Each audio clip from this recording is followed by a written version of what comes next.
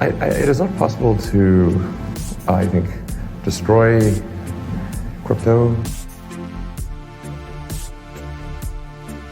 Cryptocurrency is fundamentally aimed at reducing the power of a centralized government.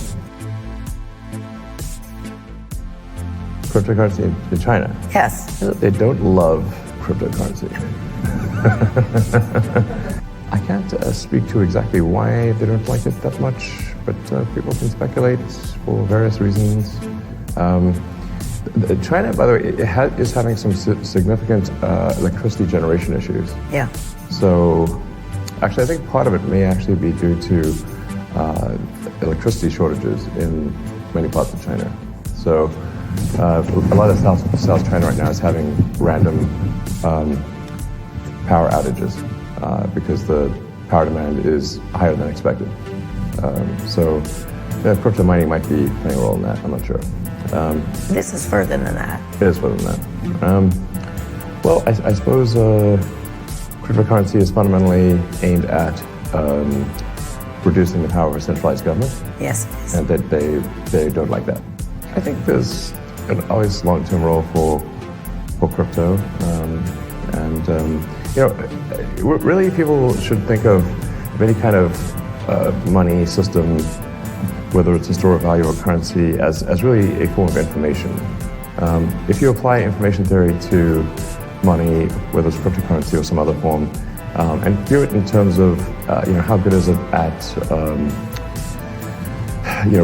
of bandwidth, latency, jitter, dropping packets, which is, you could say, like fraud is like losing packets or something on the network, its overall security, then I think a lot of these things just make a lot of sense in that, sure, in that regard. Like any form of money has no power in and of itself except as an exchange of value between people for goods or services, or to translate things in time, like a loan. So is this the right thing for governments to do, to take control of it? Is it possible? It is not possible to, I think, destroy crypto, but it is possible for governments to slow down its advancement. Yeah, I mean, I wouldn't say that I'm some, massive cryptocurrency expert. I think there's some value to cryptocurrency. I don't think it's like the second coming of the Messiah, which some people seem to think.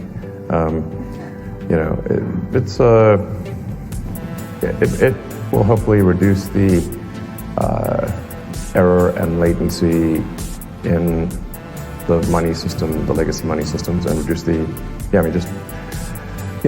governments have a habit of editing the money database, which is like probably some ancient mainframe somewhere in Virginia running COBOL, FY. It's kind of bleak to think about that. When governments can't keep their hand out of the cookie jar and edit the money database, there's probably some value to that. I mostly don't tweet about crypto. This is a minority of a small number of tweets. Okay. So, I do know a lot about the money system and payments and how it actually works, as opposed to, say, how economists think it works. On a practical basis, just how money's just basically the monetary system is a series of heterogeneous databases that are not real time, with the exception of PayPal and a few others, and to reconcile on a batch basis, that may take anywhere from 24 hours to several days, so it's slow. That's just a lot of latency and jitter, and the ACH system has basically no security.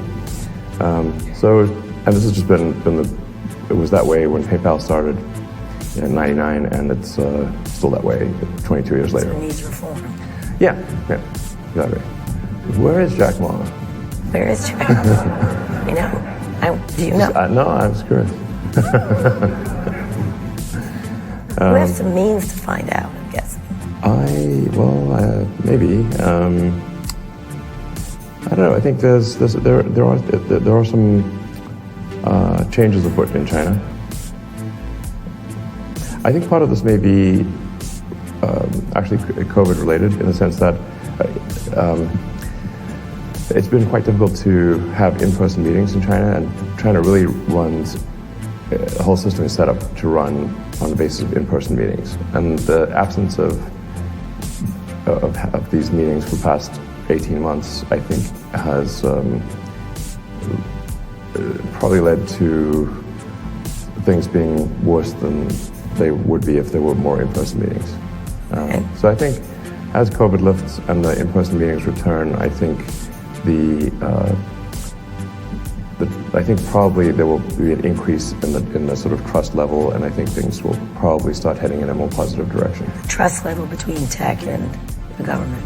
Yeah, both internally within China and with respect to people from the US and other countries going and visiting and meeting with officials in the Chinese government.